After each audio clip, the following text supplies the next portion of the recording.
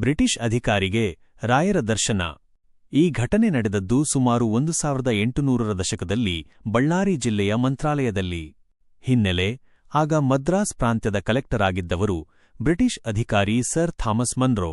ಆಗಿನ ಬ್ರಿಟಿಷ್ ಸರ್ಕಾರವು ಮಠಮಾನ್ಯಗಳಿಗೆ ನೀಡಲಾಗಿದ್ದ ಭೂಮಿಯನ್ನು ಮತ್ತು ಇನಾಮುಗಳನ್ನು ಮರುಪಡೆಯಲು ನಿರ್ಧರಿಸಿತ್ತು. ಅದರ ಭಾಗವಾಗಿ ಮಂತ್ರಾಲಯದ ರಾಘವೇಂದ್ರ ಸ್ವಾಮಿ ಮಠಕ್ಕೆ ಸೇರಿದ ಗ್ರಾಮಗಳನ್ನು ಕೂಡ ವಶಪಡಿಸಿಕೊಳ್ಳುವಂತೆ ಆದೇಶವಾಗಿತ್ತು. ಘಟನೆ: ಥಾಮಸ್ ಮನ್ರೋ ಅವರು ಈ ಆದೇಶವನ್ನು ಜಾರಿಗೆ ತರಲು ಸ್ವತಃ ಮಂತ್ರಾಲಯಕ್ಕೆ ಭೇಟಿ ನೀಡಿದರು. ಅವರು ರಾಯರ ಬೃಂದಾವನದ ಬಳಿ ಹೋದಾಗ ಮಠದ ಆಚಾರ ವಿಚಾರಗಳ ಪ್ರಕಾರ ಪಾದರಕ್ಷೆಗಳನ್ನು ಕಳಚಿ ಒಳಗೆ ಹೋದರು.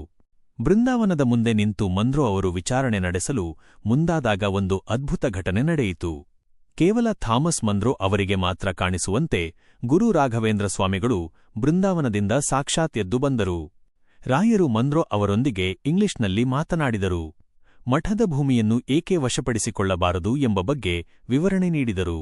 ಕೊನೆಯಲ್ಲಿ ರಾಯರು ಮನ್ರೋ ಅವರಿಗೆ ಮಂತ್ರಾಕ್ಷತೆಯನ್ನು, ಅಕ್ಷತೆ ಕಾಳುಗಳನ್ನು ಪ್ರಸಾದವಾಗಿ ನೀಡಿದರು.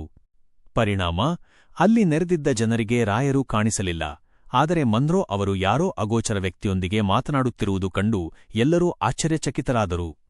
ಮನ್ರೋ ಅವರು ಅಲ್ಲಿಂದ ಮರಳಿದ ತಕ್ಷಣ ಮಠದ ಭೂಮಿಯನ್ನು ವಶಪಡಿಸಿಕೊಳ್ಳುವ ಆದೇಶವನ್ನು ರದ್ದುಗೊಳಿಸಿದರು. ಅಷ್ಟೇ ಅಲ್ಲದೆ ರಾಯರ ಮಹಿಮೆಯನ್ನು ಬ್ರಿಟಿಷ್ ಗೆಜೆಟಿಯರ್ನಲ್ಲಿ ದಾಖಲಿಸಿದರು.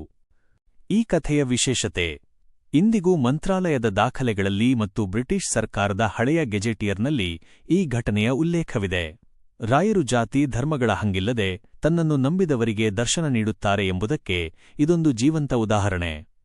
ಪೂಜ್ಯಾಯ ರಾಘವೇಂದ್ರಾಯ ಸತ್ಯಧರ್ಮರತಾಯ ಚ ಭಜತಾಂ ಕಲ್ಪವೃಕ್ಷಾಯ ನಮತಾಂ ಕಾಮಧೇನವೇ.